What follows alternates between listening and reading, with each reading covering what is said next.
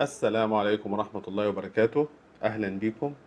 النهاردة معانا عيب جديد، لابتوب ديل 5450. مشكلة اللاب ده إن فيه شورت قفلة كهرباء، ولما بنوصل الشاحن لمبة البيان بتاعة الشاحن بتطفي. هنشوف المشكلة إيه وإن شاء الله هنحاول نحلها. تابعونا، ما تنسوش الاشتراك في القناة وتفعيل زر الجرس عشان يوصلكم كل جديد إن شاء الله.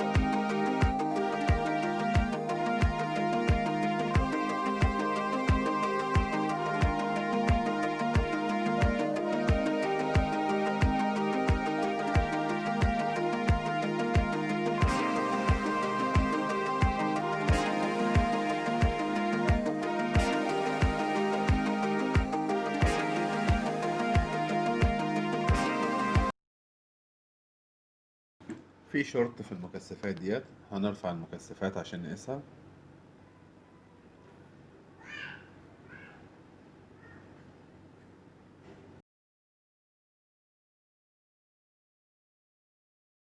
بالقياس في البوردة الشورت لسه موجود.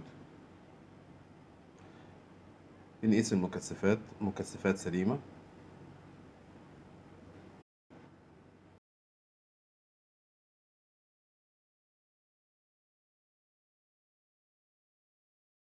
المكثفات ديت فيها شورت. بنرفع المكثفات وبنرفع المصفت.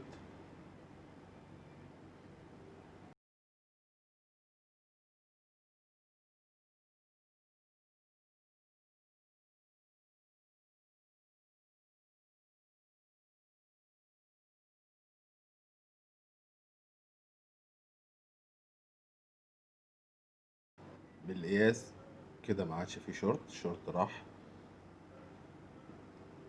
هنقيس المكثفات. الشورت في المكثف ده.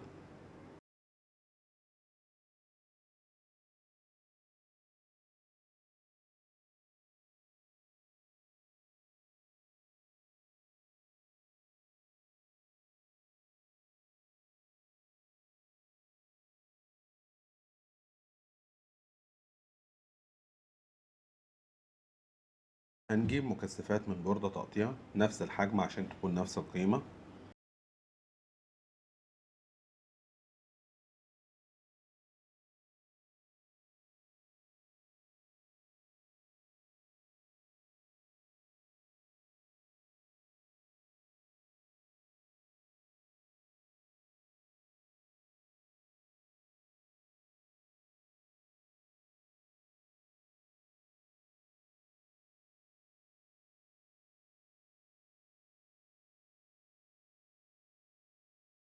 هنركب المكثفات السليمة.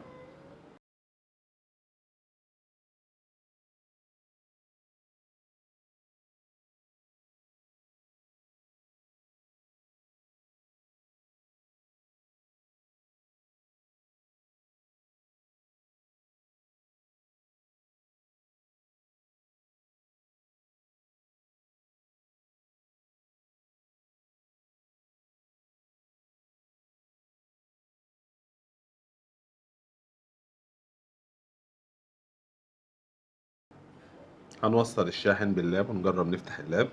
بنضغط على زرار الباور بس الجفت ما كانش بيضغط كويس. تابعونا، لمبة البيان كده نورت.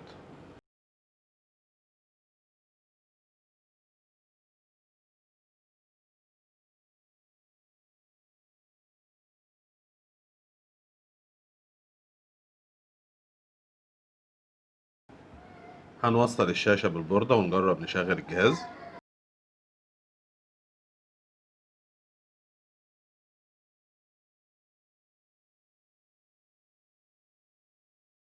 كده الجهاز الحمد لله اشتغل معانا.